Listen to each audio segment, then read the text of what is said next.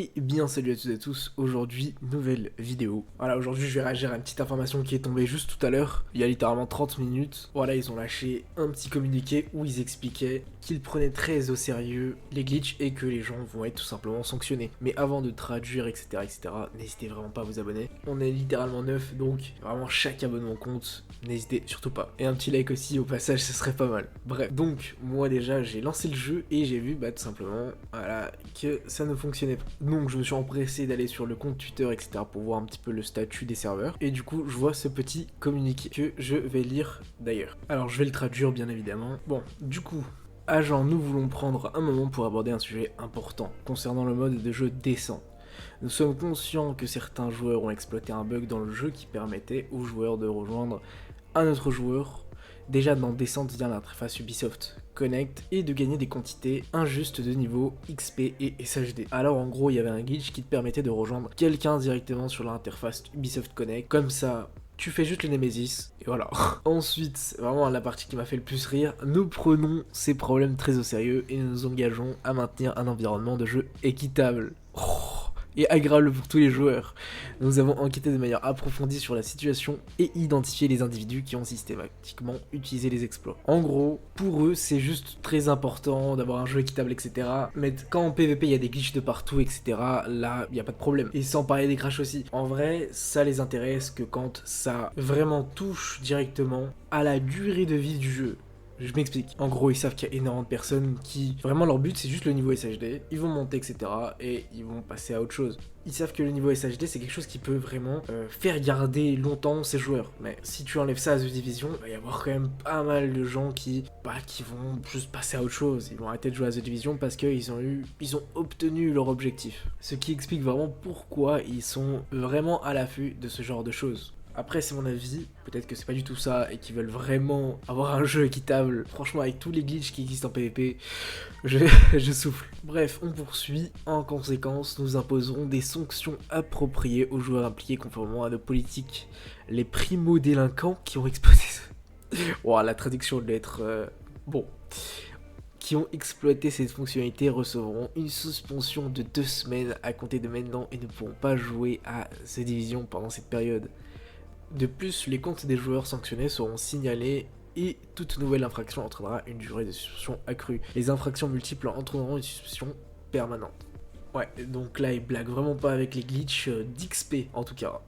Pour ce qui est d'autres choses, il n'y a pas de problème, mais faut pas rigoler avec l'XP, bien évidemment. Bah du coup, ouais, tout est dit. Si vous utilisez des glitches, vous pouvez être ban permanent. Enfin, si vous récidivez. Bref, rien à dire de plus. Et là, je pense que ça va être vraiment très intéressant. Du coup, la suite, nous prendrons également des mesures pour faire reculer la progression des joueurs illégitimes. Les comptes des joueurs sanctionnés seront annulés, ce qui entraînera la réinitialisation de toute la progression du compte via l'exploit, via le glitch, quoi. Enfin, bref, la traduction est un peu bancale, mais vous avez compris. Nous pensons qu'il est crucial de veiller à ce que chacun ait une chance égale, de réussir et de rivaliser sur un pied d'égalité. Bon, ok, d'accord. Merci de votre compréhension et de votre coopération. Nous nous engageons à maintenir l'esprit de notre jeu et à vous offrir la meilleure expérience de jeu possible. Bon, alors déjà mon avis, déjà pour commencer, ensuite on verra les avis d'autres personnes sur le tweet. Alors déjà pour commencer, ils utilisent des termes qui sont pour moi un peu hypocrites, comme par exemple maintenir un environnement de jeu équitable et agréable pour tous les joueurs. Franchement, je souffle surtout sur cette division où il y a énormément d'écart. Ok, et aussi sans parler des cheaters, j'en croise énormément alors que j'ai repris le jeu il y a pas si longtemps que ça, donc ouais, c'est quand même grave. Sans parler aussi des crashs, mais si tu lances un compte à rebours, il y a vraiment une chance sur 4 que tu crashes, sans aucune raison. Que t'aies une 1050 Ti ou une 4090, tu vas crash. C'est quelque chose qui est vraiment là depuis un moment, mais que The Division s'en fout un peu parce que ça va pas toucher à leurs économies finalement. Mais bref, voilà, mon avis c'est que c'est un peu hypocrite, même si ils doivent régler ce genre de problème. Mais utiliser ces termes-là, je trouve un peu hypocrite. Bref, on passe à l'avis, tout simplement, de la communauté. Et je pense qu'on va bien rire. Donc le premier tweet, c'est Tuco6 qui... ce problème est le même que le summit au 10e étage et mérite une suspension de compte à long terme et mettre en œuvre pour faire face à la restauration. C'est un niveau de problème que d'autres entreprises auraient fait. Donc en gros, il nous explique que le glitch, je sais pas si vous le connaissez, même si c'est pas vraiment un glitch, du summit, quand t'étais au niveau 10, tu tues tous les ennemis, tu prends toutes les ressources, etc. Ensuite, au lieu de finir les tâches, tu vas tout simplement revenir à l'accueil et relancer ça à l'infini. C'est pas un glitch pour moi, en vrai, c'est plus... Ouais, c'est pas un glitch pour moi. Le jeu est fait pour enregistrer enregistrer ta progression, donc il n'y a pas de problème en soi. Donc, je sais pas ce qui... Ouais, raconte de la merde. Mais je vois un peu ce qu'il faut dire, mais franchement, non, c'est pas du tout la même chose que le glitch de descente. Ok, juste en bas, il y a Ahmad qui répond, ok, complètement différent, et je suis pas d'accord qu'il devrait punir les joueurs pour cela. Ouais, il est exactement comme moi, c'est quelque chose qui est déjà existant dans le jeu, c'est pas un truc, c'est pas un glitch, quoi. Ensuite, il y a un autre, Daddy PZZ, qui nous dit Poucave. Qui vraiment lui dit, frérot, t'es une poucave, frérot, arrête ça, quoi. Et il a pas tort.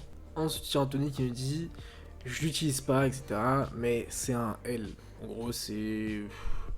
En gros, ils ont tort, quoi, de le faire. C'est beaucoup trop long d'atteindre le niveau 1000. Il a pas tort, mais non, c'est un glitch. Faut enlever ça du jeu, c'est. Non. Dirk qui dit oubliez 2 semaines de ban, permaban, c'est plus utile. Il a pas tort, mais je trouve ça un peu. Ouais, non, c'est un peu abusé quand même. Hit My Plat qui dit bon, je supporte pas la triche, quoi. Et il a pas tort, en vrai. Moi aussi, je préfère jouer de manière legit. C'est mieux, quoi. Ensuite, il y a un mec qui dit quand tu utilises un bug, c'est pas vraiment cheater. En vrai, si. Si tu utilises des glitches, t'es un cheater quand même, pour moi. En tout cas, voilà, on a fait un petit peu le tour de l'information. J'espère que la petite vidéo vous a plu, ou tout simplement vous a servi à comprendre pourquoi on peut pas jouer. N'hésitez pas d'ailleurs à vous abonner, voilà, si vous aimez ce genre de vidéo. On traite tout simplement de l'information de The Division, quelques petits tutoriels aussi, et puis voilà quoi, on se dit à demain pour une toute nouvelle vidéo.